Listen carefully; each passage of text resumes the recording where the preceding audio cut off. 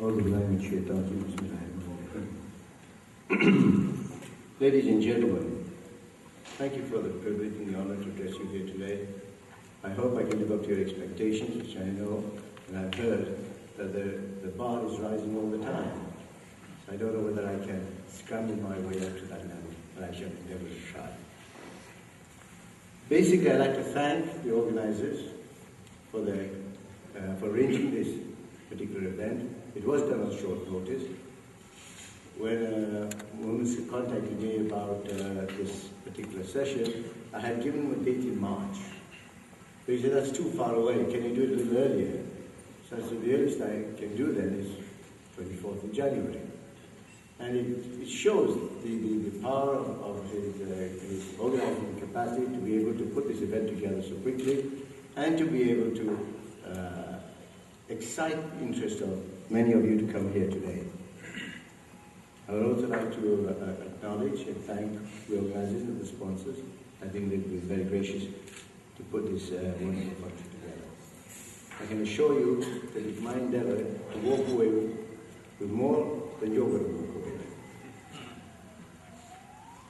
Basically, my story is going to be in three parts. I'm going to give you a little bit about the history of our family so you have an appreciation of what is involved. Then I'm going to talk to you a little bit about some of the principles of entrepreneurship which I have felt are relevant in our environment here. And then thirdly, I will give you some personal examples, hopefully, as to how those principles were adhered to or were implemented. Then after that, of course, there will be Q&A. The history of our family is that in an undivided India, our family were already the cotton yarn kings of India. We had branches in 40 different locations throughout India. And in fact, with our family, they used to set the prices of cotton yarns on a daily basis. The market used to open with our prices. In 1947, the family migrated to Pakistan, and because the core skills were in trading, set up trading activities here. But Pakistan being a new country, there was an immense desire of the government to start industrialization. So we were encouraged to go into industrialization, and as a net result, we started up our first unit called Dow Cotton Mills Limited in 1950. We went to Japan and bought the machinery, we brought it back and put up the unit.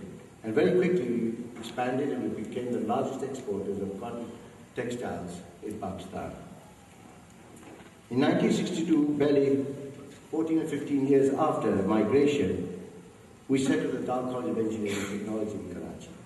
And it was our intention at that time to set up 6 such colleges, which if that dream had been allowed, there would have been like the 6 IITs in India. And we've seen what the impact of the IITs have been to the Indian economy and to the Indian diaspora.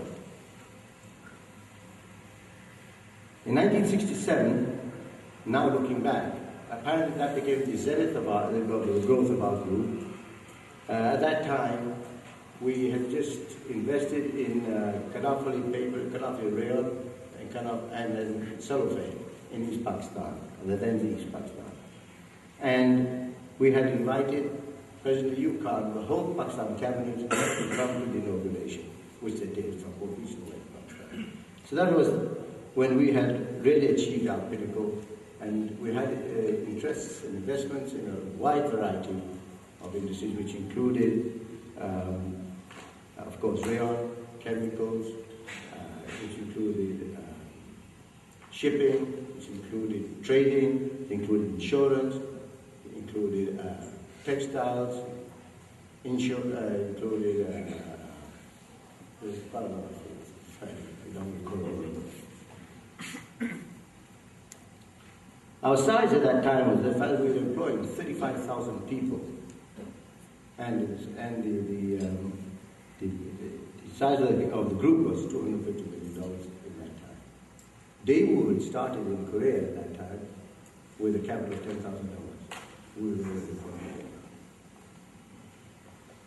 In 1968, we set up Dow Petroleum, and in 1968, we also started our relationship with Hercules, set up the Hercules project, which came on stream in 1971, October 1971. In 1969, it was my privilege to start developing the Dawood Group into the first Pakistani multinational. I was in head office, and it was my responsibility to start to create structure and management processes for decision making and for organizing the overall group. Unfortunately, we lost East Pakistan in 1971, which became Bangladesh, and immediately thereafter we suffered nationalization, in which we lost half our assets in East Pakistan, and what we had left over there, a substantial portion was nationalized.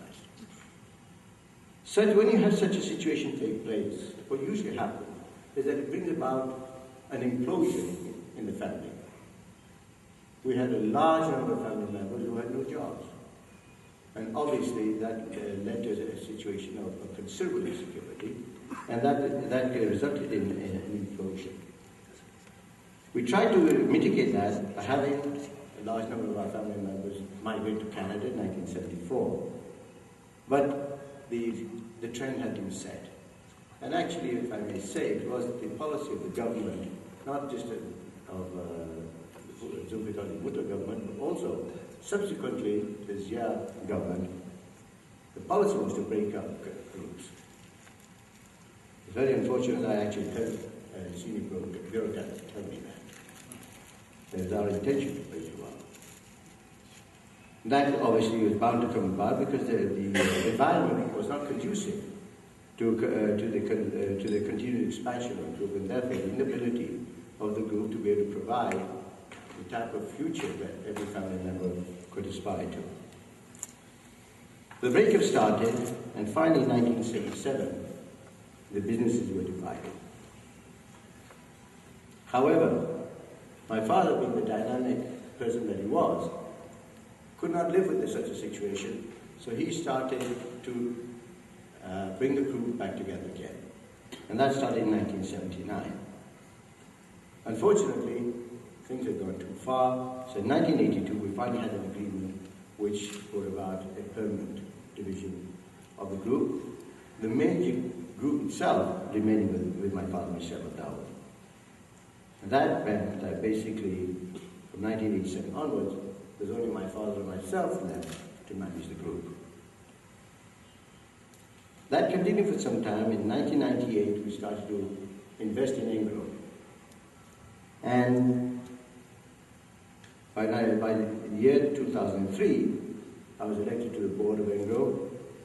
And in 2006, they elected me as chairman of Engro.